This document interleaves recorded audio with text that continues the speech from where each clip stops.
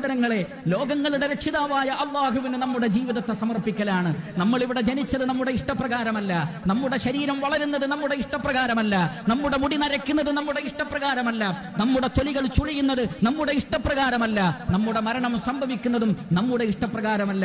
ആരാണോ നമ്മളെ സൃഷ്ടിച്ചത് ആ റബ്ബിനെ സമർപ്പിക്കുക. യാ അയ്യുഹല്ലദീന ആമനൂ ഉദ്ഖുലൂ ഫിസ്സിൽമി കാഫതൻ. വിശ്വാസികളെ, അല്ലാഹുവിനെ സമർപ്പിക്കുന്നതിലേക്ക് പൂർണ്ണമായി നിങ്ങൾ പ്രവേശിക്കുക.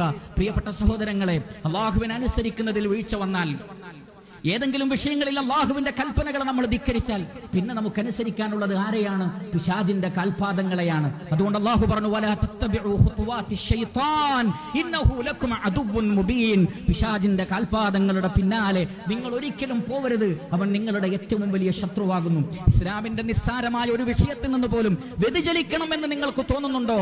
അറിയുക, അപ്പോൾ നിങ്ങളുടെ മനസ്സിലേക്ക് യഥാർത്ഥത്തിൽ